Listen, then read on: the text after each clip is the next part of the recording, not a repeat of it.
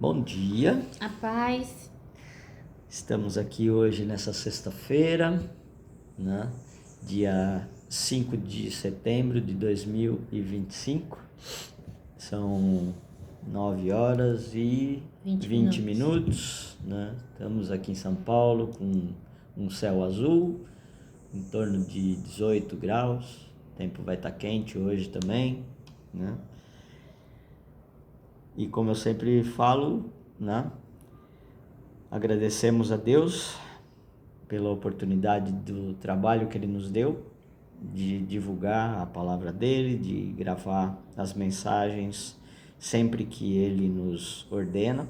Às vezes é diário, às vezes pula alguns dias, né? Mas tudo tem um propósito, mesmo que a gente não entenda, Ele entende tudo, então a gente só faz em obediência e fé que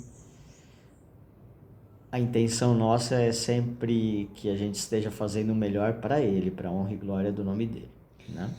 Então, hoje vamos ler o capítulo 12 do livro de Êxodo, que fala sobre a Páscoa. O Senhor Deus falou com Moisés e Arão no Egito. Ele disse: Esse mês será para vocês, o primeiro mês do ano. Diga a todo o povo israelita o seguinte: No dia 10 deste mês, cada pai de família escolherá um carneirinho ou um cabrito para sua família, isto é, um animal para cada casa. Se a família for pequena demais para comer o animal inteiro, então o dono da casa e o seu vizinho mais próximo o comerão juntos, repartindo-o de acordo com o número de pessoas e a quantidade que cada um puder comer. O animal deverá ser um carneirinho ou um cabrito sem defeito de 1 ano. Vocês o guardarão até o dia 14 deste mês, e na tarde desse dia todo o povo israelita matará os animais. Pegarão um pouco do sangue e o passarão nos batentes dos lados de cima das portas das casas onde os animais vão ser comidos. Nessa noite, a carne deverá ser assada na brasa e comida com pães sem fermento e com ervas amargas. Oi, querida, é a Moabi. Oi. Bom dia. A carne não deverá ser comida crua nem cozida. O animal inteiro, incluindo a cabeça, as pernas e os miúdos, será assado na brasa. Não deixem nada para o dia seguinte e queimem o que sobrar. Já vestidos, calçados e segurando o bastão, comam depressa o animal. Esta é a Páscoa de Deus, o Senhor. Nessa noite, eu passarei pela terra do Egito e matarei todos os primeiros filhos, tanto das pessoas como dos animais, e castigarei todos os deuses do Egito. Eu sou o Senhor. O sangue nos batentes das portas será um sinal para marcar as casas onde vocês moram. Quando estiver castigando o Egito, eu verei o sangue e então passarei por vocês sem parar, para que não sejam destruídos por essa praga. Comemorem esse dia como festa religiosa, para lembrar que eu, o Senhor, fiz isso. Você e os seus descendentes devem comemorar a festa da Páscoa para sempre. Para sempre. Essa festa aqui apontava muito para Jesus Cristo. Por isso que o cordeiro tinha que estar inteiro. Entendeu? Né? E por isso que na cruz também não foi permitido que quebrassem os ossos dele. A festa dos pães sem fermento. Então, durante 7 dias, vocês comerão pão sem fermento. Por isso, no primeiro dia... detalhe, a gente leu em Salmos esses dias, né? Davi falou, né? O Senhor revelou a Davi que não teria nenhum osso quebrado, lembra? Sim. Então, durante esses 7 dias, vocês comerão pão sem fermento. Por isso, no primeiro dia, tirem o fermento das suas casas. Pois qualquer pessoa que comer pão feito com fermento, desde o primeiro dia até o 7º dia, será expulsa do meio do povo de Israel. No primeiro dia e também no 7º, façam uma reunião para adorar a Deus. Nenhum trabalho será feito nesses dias, a não ser para preparar comida. Oi, Diana, seja bem-vinda, bom dia. Bom dia. Então, nenhum trabalho será feito nesses dias, a não ser para preparar comida. Comemorem a festa dos pães sem fermento no aniversário do dia em que eu tirei do Egito as tribos do povo de Israel. Essa comemoração será uma lei permanente que passará de pais a filhos, desde a tarde do dia 14 do primeiro mês até a tarde do dia 21 do mesmo mês. O pão que vocês comerem será feito sem fermento. Durante esses 7 dias não haverá fermento nas suas casas, pois quem comer pão com fermento, seja um estrangeiro que estiver vivendo no país, seja um israelita, será expulso do meio do povo de Israel. Portanto, nesses dias não comam nada que tenha um fermento. Em todas as suas casas só será comido pão sem fermento, né? Moisés mandou chamar todos os líderes do povo e disse: escolham carneiros ou cabritos e os matem para que todas as famílias israelitas possam comemorar a Páscoa. Peguem um galho de hisopo e o molhem no sangue que estiver na bacia e passem nos batentes dos lados e de cima da porta das suas casas. Isso também é muito simbólico, né? Quando na nossa vida o sangue de Jesus, né, é o símbolo da nossa redenção, nós temos fé de que o sangue que Jesus derramou foi o que nos salvou. Quando o mal vem sobre a nossa casa, né, ele pula, entendeu? Porque o Senhor nos protege.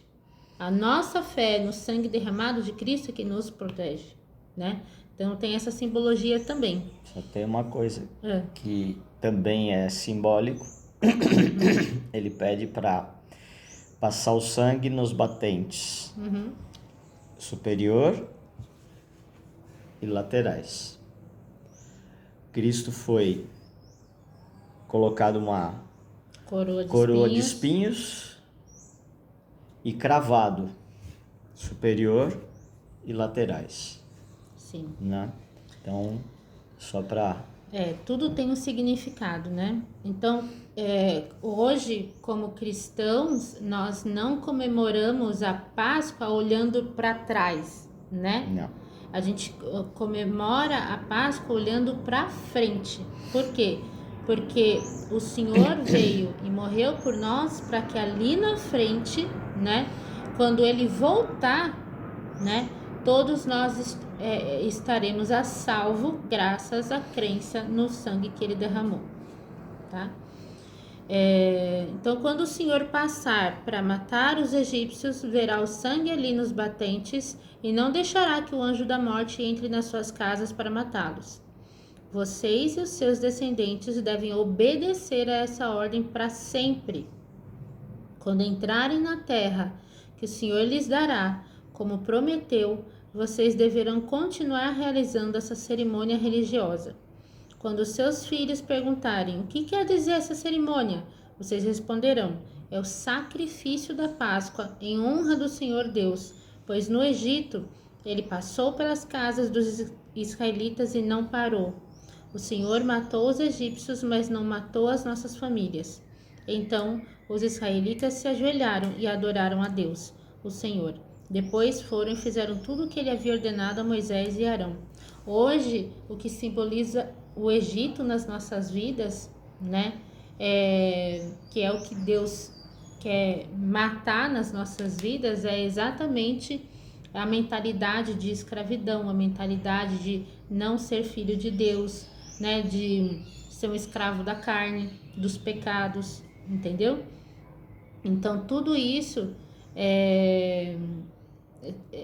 se antes tinha uma situação, não é bem uma situação, mas se tinha todo um cenário mais físico e material, hoje o Senhor, depois do sacrifício de Cristo na cruz, ele traz uma visão mais ampliada, né, um significado mais profundo, né, dessa simbologia, para a gente entender que o que antes era um país, né, um povo nos escravizando, hoje é a nossa própria carne que faz isso com a gente, né? É uma transformação mais interna do que externa, tá? Então, a partir do versículo 29, à meia-noite, o Senhor Deus matou os filhos mais velhos de todas as famílias do Egito, desde o filho do rei, que era o herdeiro do trono, até o filho do prisioneiro que estava na cadeia, e matou também a primeira cria dos animais. Naquela noite, o rei e seus funcionários e todos os outros egípcios saíram da cama. É que em todo o Egito havia gente chorando e gritando, pois em todas as casas havia um filho morto. Nessa mesma noite, o rei mandou chamar Moisés e Arão e lhes disse: Saiam daqui, vocês e todos os outros israelitas, deixem o meu país, vão adorar a Deus o Senhor como vocês pediram. Peguem as suas ovelhas e cabras, o seu gado e vão embora, e peçam a Deus que me abençoe. Os egípcios insistiram com os israelitas para que saíssem do país o mais depressa possível. Eles diziam: se vocês não saírem, todos nós morreremos, né? Assim, cada família israelita pegou a massa de pão sem fermento, pôs numa bacia, embrulhou a bacia num pano e carregou no ombro. Os israelitas fizeram como Moisés havia ordenado e pediram aos egípcios joias de prata e de ouro e roupas. O Senhor Deus fez com que os egípcios dessem de boa vontade aos israelitas tudo o que eles pediam. Assim, o povo de Israel tomou as riquezas dos egípcios. Então, o Senhor cuidou para que eles não saíssem com uma mão na frente e outra atrás. O Senhor foi à frente, né? E eles não estavam sendo expulsos porque fizeram algo de errado, muito pelo contrário. Saiam daqui porque senão o mal vai continuar caindo sobre nós e, sabe, esgotou, né? Aquela dor deles estava insuportável. Os israelitas saíram a pé de Ramessés e foram para Sucote. Eram mais ou menos 600.000 homens, sem contar as mulheres, as crianças e os velhos. Com eles foram muitas outras pessoas e também muitas ovelhas e cabras e muito gado. Os israelitas fizeram pão sem fermento com a massa que haviam levado do Egito, pois os egípcios os haviam expulsado do país tão de repente, que eles não tinham tido tempo de preparar comida nem de preparar massa com fermento. Então o Senhor pensou em tudo, né? Se não ia ter tempo de preparar massa com fermento, eles iam ficar sem comida, entendeu? Então, muitas vezes o Senhor dá ordens para nós que a gente fica sem entender. Nossa, mas por que eu tenho que fazer desse jeito, né? Mas o Senhor está vendo lá na frente, né? E se de repente a gente não obedece, somos nós que somos prejudicados, certo? Então os israelitas fizeram...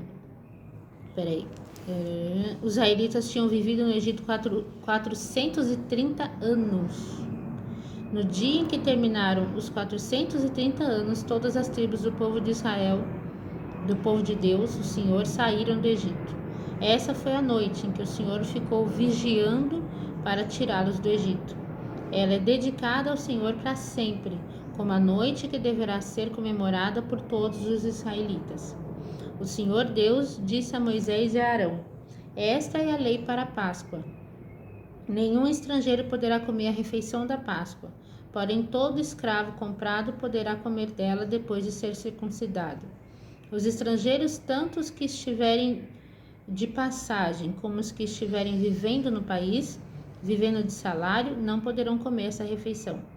Ela deverá ser comida na casa onde foi preparada, não será tirada dali, e não quebrem nenhum osso do animal. Nenhum. Todo o povo de Israel deve comemorar essa festa religiosa.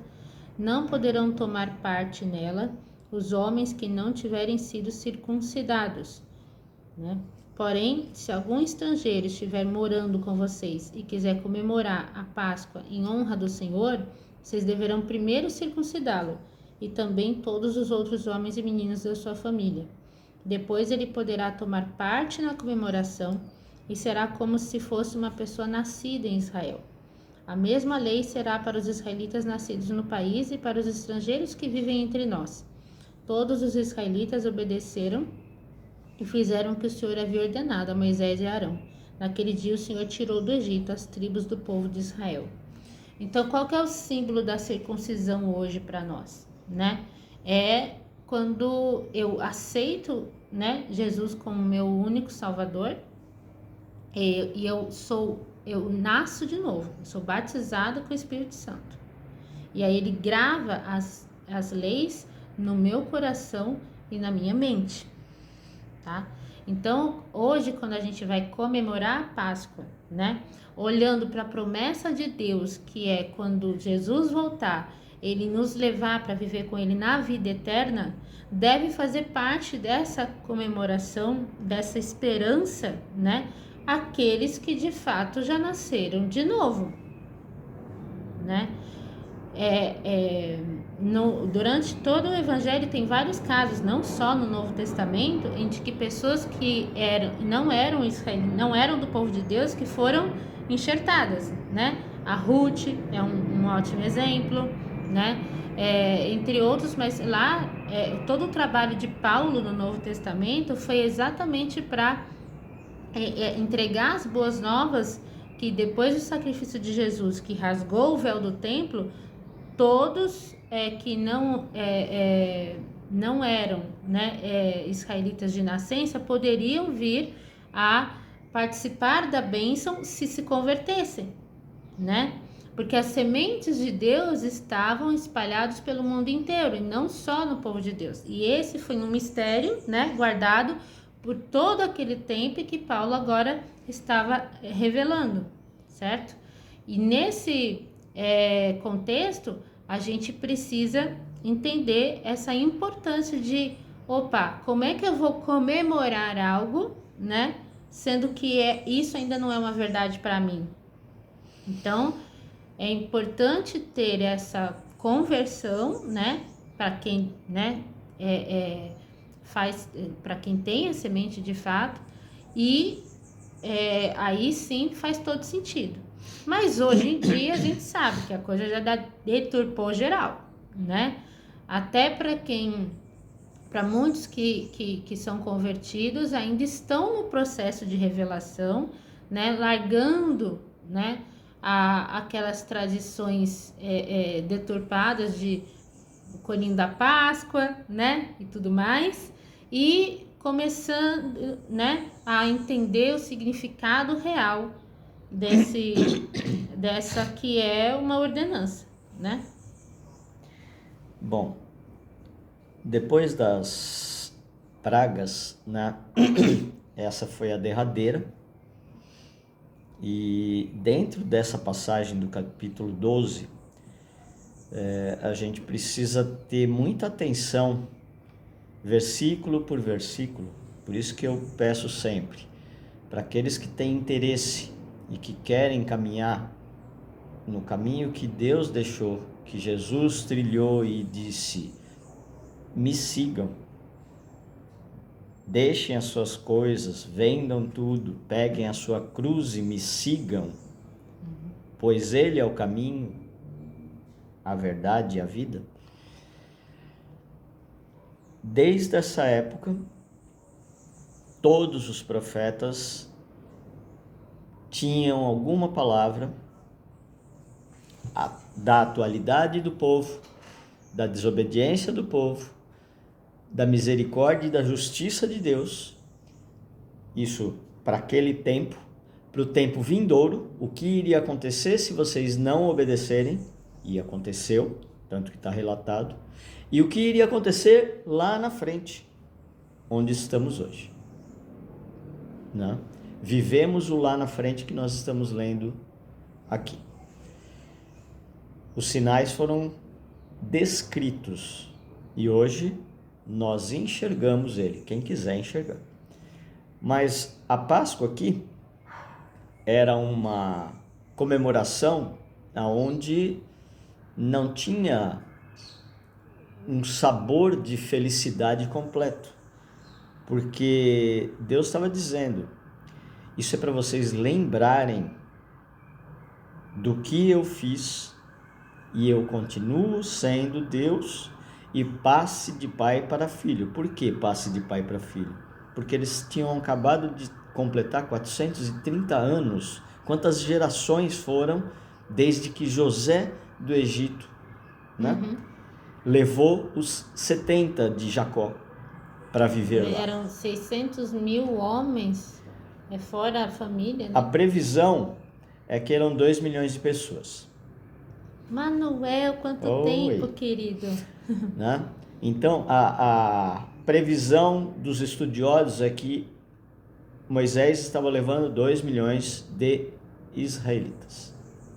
Foi o que o povo, nesse período dos 430 anos, dos 70, viraram esses quase ou próximo de 2 milhões. No mínimo, né? Porque se cada família tinha pelo menos 1, 2 filhos, se eram 600 mil homens, né? E sem contar as mulheres, as crianças, e os velhos, né? Tudo bem, não é todo mundo que estava casado, nem os velhos e tal, mas a gente aproxima isso, fora todo o aparato, né, de animais, de coisas que estavam sendo levados. Deus é muito estrategista. Ele programa tudo nas minúcias. Estava todo mundo levando mantimentos o suficiente, só que eles viveram por muito tempo sendo escravizados e não recebiam nada. Eles estavam na terra simplesmente, mas levavam chibatadas, né? E quando o povo todo egípcio dá a eles aquilo que eles pedem, porque Deus já tinha tocado, né? Lê para mim. Ele falou que só passou para falar oi, que ele está em aula presencial. Abraço, querido. Volte mais vezes para ouvir a palavra com a gente. E quando Deus toca o povo egípcio para ressarcir tudo o que eles tinham de direito acumulado, transformar todo aquele sofrimento em bênção. Sim.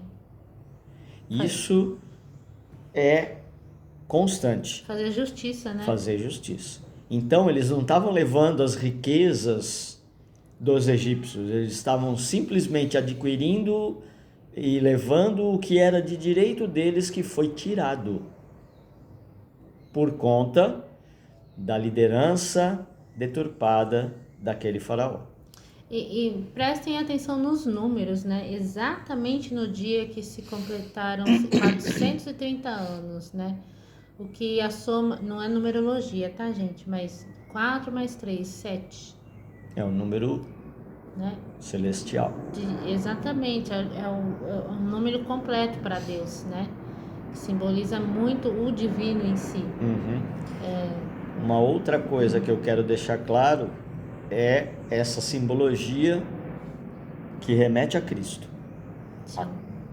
A Cristo na cruz, que é a derradeira oferta.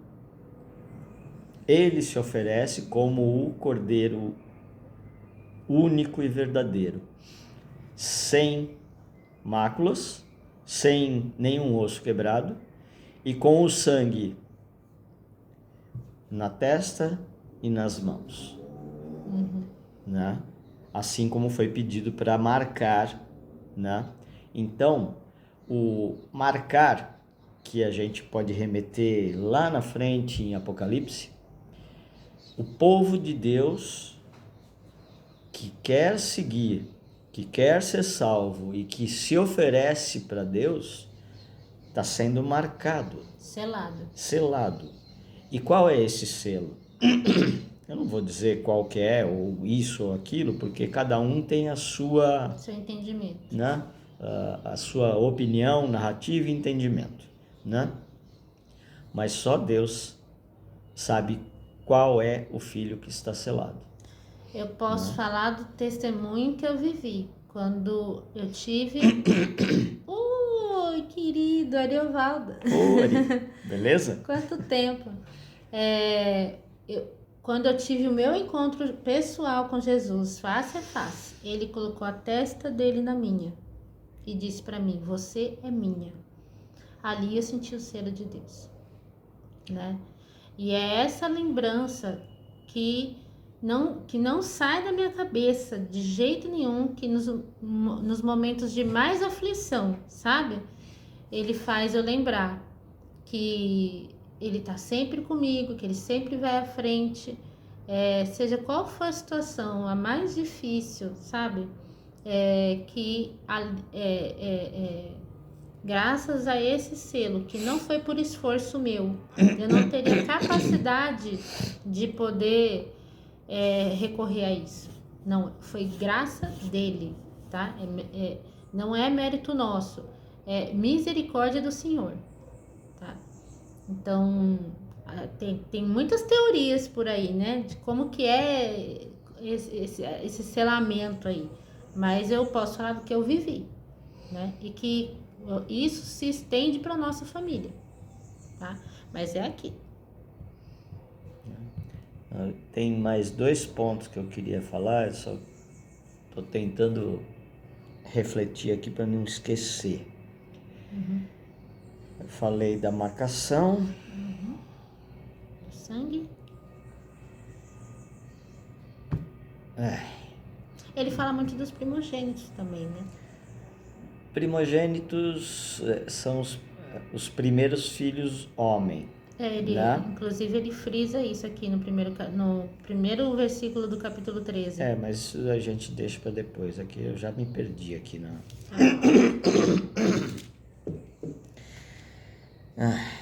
Bom, gravar ao vivo é isso, né? A gente vai passando e tal, mas tem hora que foge. É que se eu não sigo a linha de raciocínio, aí eu acabo me perdendo. Mas prestem atenção, leiam, peçam discernimento ao Espírito Santo, para que ele traga à luz o que cada versículo vai te trazer de entendimento para a atualidade. Porque tudo que está escrito aqui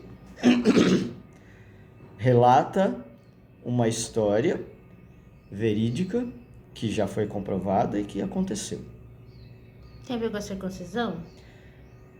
Com esse finalzinho que ele falou sobre que quem é de fora do povo... sim. Né? É um dos pontos. Tá. A circuncisão é um ponto de carne. Por que ele pedia tanto para o povo quanto para aqueles que seguiam e queriam participar? Porque se você não faz uma marca na carne, você esquece. Vamos jogar lá na frente Paulo. Paulo tinha essa marca e mesmo assim era perseguidor implacável dos cristãos. Até que ele encontra com Jesus no caminho de Damasco. E fica cego por 3 dias. Mas ele depois anda com os discipulados por 3 anos. Vai para o deserto antes de começar a sua missão. E lá no fundo, lá no final, ele diz: pedi uma cura. E Jesus me disse: minha graça te basta. Esse espinho na carne é para você não esquecer de onde você veio. Ou seja, todos nós podemos fazer de tudo para Deus, mas continuamos na carne e temos as nossas escolhas, que por mais que tenham sido perdoadas, têm consequências. Davi é um grande exemplo. Ele andou segundo o coração de Deus, mas pecou e teve suas consequências. Perseguição do povo, perseguição da família, dos seus filhos e a morte do seu primeiro filho com Batseba. Tudo isso, como se não bastasse, para qualquer um seria motivo de abandonar a fé. Para ele não, porque ele sabia que tudo aquilo bem descrito por Salomão no final de Eclesiastes, tudo aquilo era ilusão. A derradeira verdade é: eu quero viver com Jesus na eternidade, eu quero governar com Ele lá. E eu estou indo e voltando em várias passagens para dizer, Paulo já disse, queria muito estar com Ele. Seria muito melhor para mim, eu me sentiria muito mais feliz estar do lado do meu Salvador.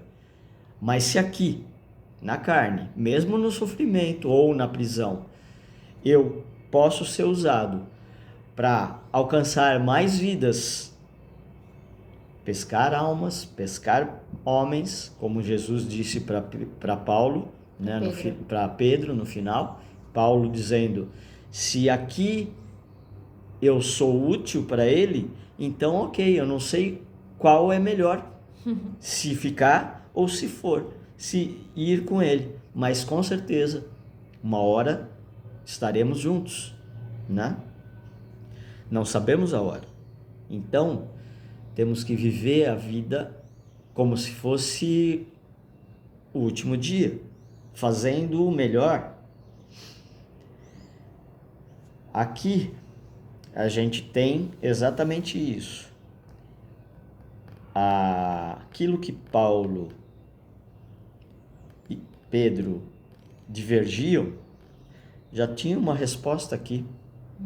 Deus já estava dando para Moisés o enxerto.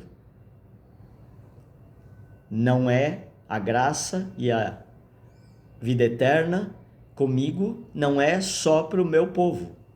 Eu vou enxertar e aceitar aqueles que me aceitarem por inteiro. Desde o Velho Testamento ele já estava dizendo, essa bênção é para todos que me quiserem, que me aceitarem, que me obedecerem e obedecerem às minhas leis, porque ele já disse ali, esta lei vai ser para a vida toda. E se sacrificarem, né?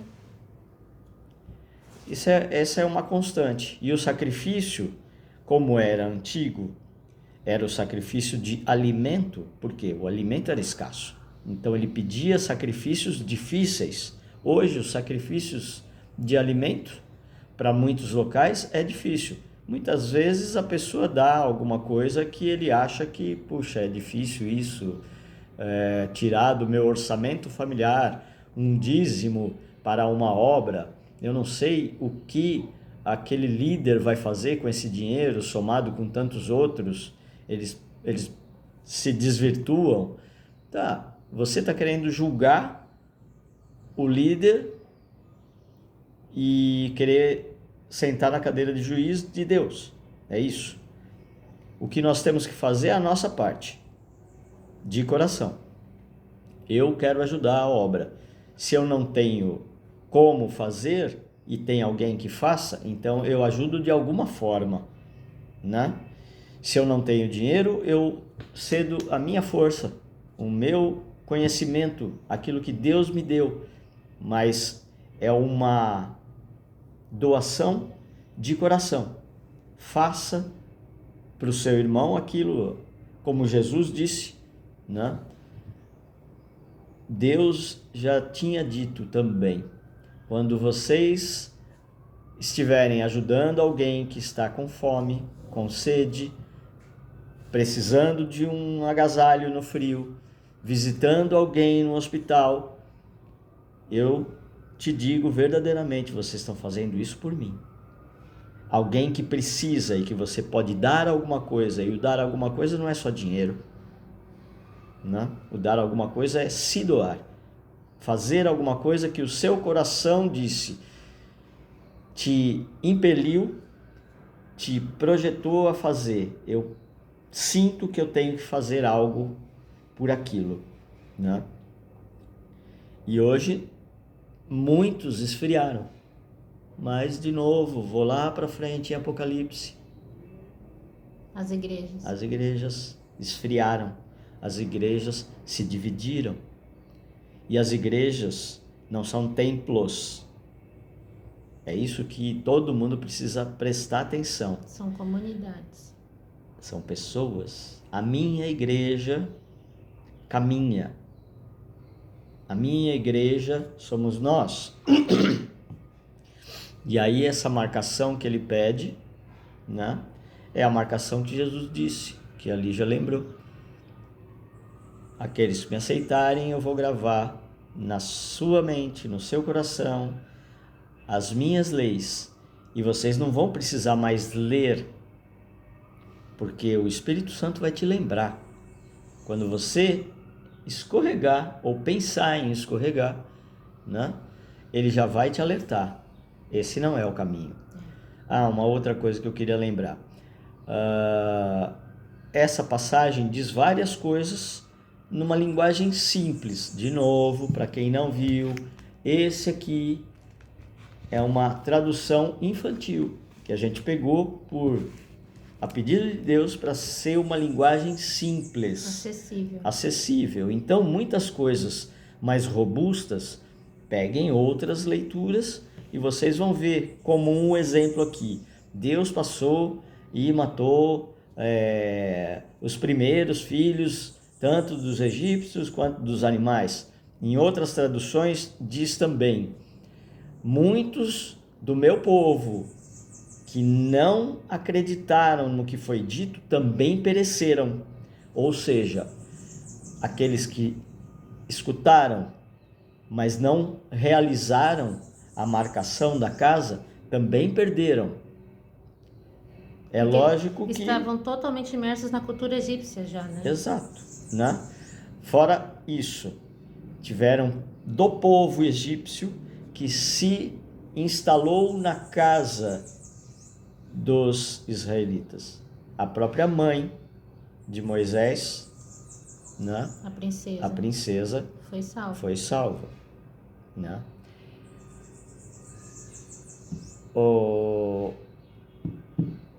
Então, essa tradução do anjo, né? Em outras traduções diz: o anjo da morte passou por cima. Então, o significado da palavra Páscoa nas linguagens é passar por cima, né? Então, não foi Deus designou, ele não vai e faz as coisas, ele designa, né? E ele tem as suas hierarquias de anjos para cada coisa. O anjo da morte passou por ali, mas ele passou por cima das casas marcadas. Exato. Né?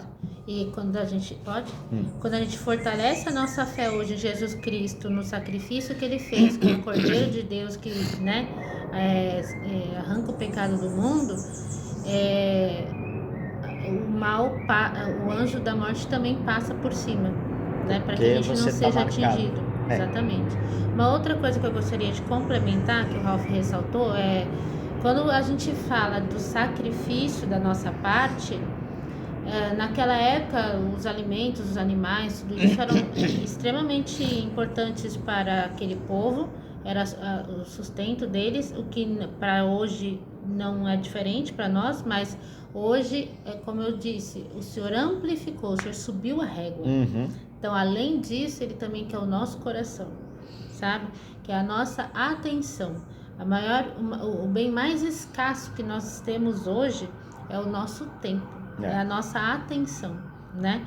Então, e isso realmente, principalmente quando a gente fala da guarda do sábado, né? Dedicar o dia para ele, porque é um mandamento. Nossa, é extremamente difícil falar sobre isso, inclusive, né? Agora, a questão do dízimo, ele não é uma doação, ele é uma devolução, entendeu? Porque eu estou devolvendo para Deus o que é dele. E olha que ele só pede 10%. Né? E isso é dedicado para a obra. Exatamente. Mas cai naquilo que eu estava falando. Se quem é o responsável da obra e responsável por captar isso, não realizar, não vai ser você que vai apontar o dedo, você só vai orar para Deus e falar: Pai, o Senhor está vendo isso? Que a sua justiça caia sobre ele, e vai cair. E nós já estamos assistindo em muitos locais, mundo afora, líderes e grandes líderes de grandes bandeiras religiosas sendo destruídos. Por quê? Porque simplesmente se voltaram as costas para Deus, achando que a posição que eles têm é mais do que Deus que o colocou lá. Né? Então, os líderes vão ser cobrados, e não vão ser cobrados como o povo que não tem o conhecimento total. Eles têm o conhecimento, então eles vão ser cobrados em dobro. Então, o Senhor vai nos dando discernimento para entender onde a gente pode fazer essa devolução, né? Para contribuir com a obra dele. E de fato, a gente não se sentir sendo cúmplice de algo errado, né? Mas o importante é, em primeiro lugar, fazer a nossa parte, certo? E dízimo é diferente de oferta, né? Sim. Então, o dízimo de tudo que você recebe. É responsabilidade, né? Com a obra de Deus, com aquilo que Ele nos dá. E as ofertas podem tanto ir para a igreja, ou como pode ir para qualquer outra obra que esteja ali cuidando, né, dos filhos de Deus. Ou para alguém. Ou para uma pessoa específica. Que você sentiu, que foi tocado, ele vai te dar esse discernimento. Mas o princípio desses movimentos, né, tanto de devolver o dízimo quanto de ofertar na vida de alguém, em primeiro lugar, o dinheiro não é meu, né? O dinheiro é do Senhor. Ele é dono de todo o ouro e toda a prata. Nós somos apenas meros administradores, mordomos da graça de Deus, certo? A partir do momento que o dinheiro não é meu, qualquer centavo que eu vou movimentar, eu tenho que perguntar: pai, eu posso fazer isso? Né? E muitas vezes já aconteceu com a gente, né? Da gente receber um valor, né? Por algum trabalho que a gente fez, ou por um favor que nós fizemos e a gente nem contava com aquele dinheiro. E, no entanto, o Senhor virá e falar: eu quero que esse valor seja repassado integralmente para fulano de tal. Sendo que a gente já tinha 1000 planos, né? Para aquele, vou pagar a conta X, ou vou, fazer coisas essenciais até. E ele falou: não, você vai fazer isso aqui. E nós, em obediência, né? Ofertamos na vida dessas pessoas, confiando que, se ele é o dono do dinheiro, aquilo não ia nos faltar. E de fato não faltou. Não. Né? Então, quando as pessoas falam assim: poxa, eu estou ajudando alguém, seja da família ou não, tá? Seja um amigo, um conhecido, até um desconhecido, tá? Se você não está fazendo isso por ordenança de Deus, porque você perguntou para ele primeiro: pai, posso fazer? Né? Você não está ajudando aquela pessoa. Você pode não estar ajudando aquela pessoa, você pode estar prejudicando. Primeiro ponto. Segundo, ainda que você ajude, você pode não estar se ajudando, né? Então, tudo tem que ser questionado, porque se é para você ajudar, você achar que está ajudando, e ali na frente você cobrar a pessoa, sabe quando... mas eu fiz isso por você. Tá errado. Porque quando a gente oferta porque Deus mandou, a gente nunca passa pela cabeça de falar: caramba, eu fiz por aquela pessoa, porque não fui eu. Não foi do meu... da minha cabeça fazer aquilo, entendeu? Foi porque Deus mandou. Então, quando Deus está mandando fazer algo, eu não me sinto no direito de sequer um dia cogitar cobrar isso da pessoa, né? Cobrar gratidão, qualquer coisa parecida. Zero, né? Então, se de repente você está num exercício de estar ali ofertando na vida de alguém, e de repente o Senhor também fala: olha, né? Obedeça, entendeu? E quem está recebendo também deve entender. E se aquela pessoa que estava recebendo não entender, é porque ela não está debaixo da mão de Deus. Por quê? Porque ela vai achar que, poxa vida, né, tá de mal comigo. Não. aqui, no mínimo opa, essa porta tá fechando porque deve estar abrindo outra ali, né? Nós passamos por isso recentemente também, né?